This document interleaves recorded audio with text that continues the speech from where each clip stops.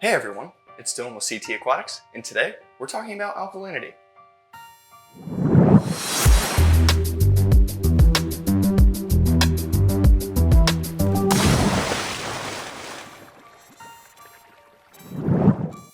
So what is alkalinity? Alkalinity is not just one element in your reef tank, but it is a combination of multiple elements, and they all do one thing in common, and that is buffer your pH. In our last video, we broke down and talked about pH in depth, and we mentioned how alkalinity played an important role in managing pH. If you'd like to learn more about that topic specifically, you can find that video here. But moving on from pH, we are now talking about alkalinity, which is a group of supercritical elements that not only help to buffer the pH, but maintain coral growth and help them to build their skeletons. Alkalinity helps to maintain your pH level by buffering it on the alkaline side, hence the name alkalinity. It helps to raise your pH and help to combat acidity. The higher the level of alkalinity in our fish tank, the greater the buffering capacity and therefore the lower acidity. This in turn raises the pH of the system overall. Keeping higher levels of alkalinity and keeping that number stable will also help to boost coral growth, as a higher available amount of these elements in the water will allow the coral to build its skeleton that much faster. Some research has shown, though, that increasing alkalinity past a 10 DKH, although increasing coral growth, can cause the skeletons to form weaker bonds and therefore become more brittle. Because alkalinity is used both in building coral skeletons and in maintaining a proper pH for your system, this makes it super critical in maintaining its levels. Out of all of the elements in your tank, alkalinity is the one that I would check most often and would also recommend you to check most often. In my opinion, keeping your DKH for alkalinity between an 8 and 9 is ideal, but anywhere between a 7 and a 12 is considered acceptable. Natural seawater tends to be on the lower side, sitting around a 7, sometimes even lower, as low as a 6.5. Therefore, coral should be able to handle this no problem. As you go higher, having a super high alkalinity can cause coral to become stressed and burn out, especially if they are introduced into a high alkalinity environment without any form of acclimation. As previously stated, it is best to keep your alkalinity numbers stable. In my opinion, it is best to leave your alkalinity within a 1 DKH range. If you plan to change your alkalinity level, let's say your tank is currently sitting at a 7 and ideally you want it at a 9 or even a 10, I would do this over time. For less sensitive species of coral, a DKH swing of 1 per day can be okay, but for more sensitive species such as Acropora, I would err on the side of caution and only increase or decrease your alkalinity by a maximum of 0.5 DKH in any given day. Again, making sure that your coral is acclimated to DKH or to the alkalinity in your system is super important.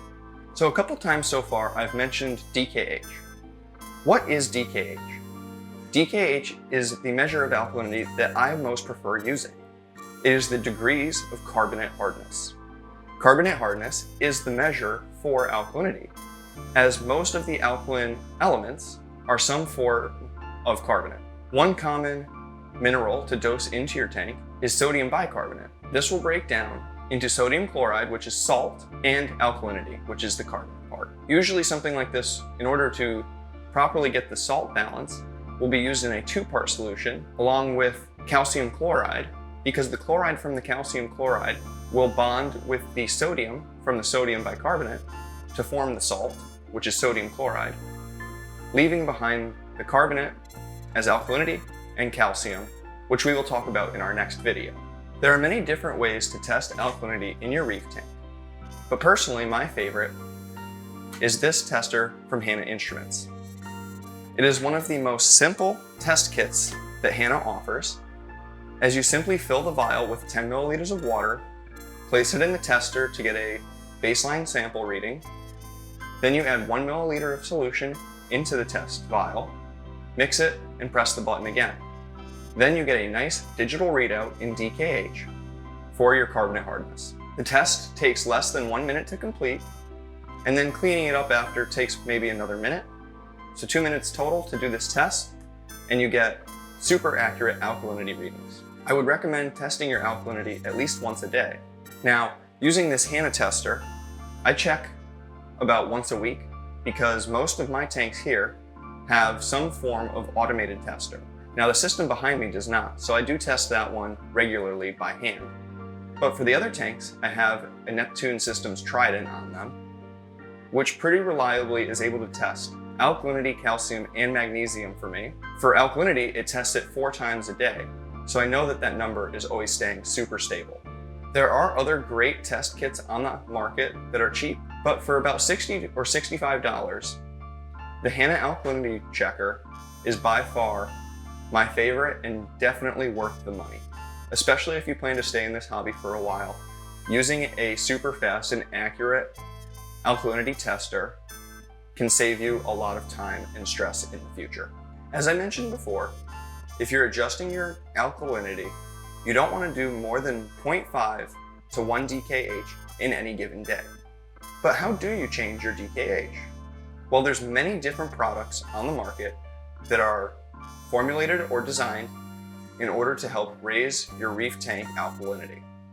As previously mentioned in the video, sodium bicarbonate is a very common solution, commonly used in 2-part dosing. Another great option for dosing alkalinity is something like kalkwasser. Kalkwasser slowly gets added to the tank, and it is known for causing great pH boosts in the tank. As mentioned in a previous video, having a higher pH can definitely help to increase coral growth. Kalkwasser is specifically calcium hydroxide, which when it breaks down will 1, increase your pH, and 2, not just give you alkalinity in the tank, but it will also break down and supply your coral with calcium, which again we'll talk about in a future video. Another great example of something that you can dose into your tank is something like Tropic Marin's Alpha Reef. Personally, this is my favorite solution for dosing, as it is a 1-part dose that breaks down into alkalinity, calcium, magnesium, and trace elements, all of which we will talk about in future videos. But something like this, you can dose to the tank just based on measuring your alkalinity levels, and it will maintain not just your alkalinity, but all of your other crucial elements and your pH. In smaller systems, sometimes just doing basic water changes is enough to maintain your alkalinity levels, which again is why it's so important to measure the levels on a regular basis. Some tanks, usually small tanks, don't have enough organisms in there and are in a small enough area that they don't have the ability to grow super fast regardless of how great the parameters are. In systems like this, you can usually get by with maintaining a proper alkalinity level just by doing your weekly water change. In other systems, such as the one behind me, they need to be dosed daily in order to maintain the alkalinity levels where you want them. So there you go. Today we've gotten to talk about alkalinity and how important it is to your reef tank. Hope you enjoyed what you saw in today's video. And remember, please like, subscribe, and ring the bell for notifications to join us on our journey through the sea. Or drop a comment below and let us know what you thought of the video. Thanks for watching.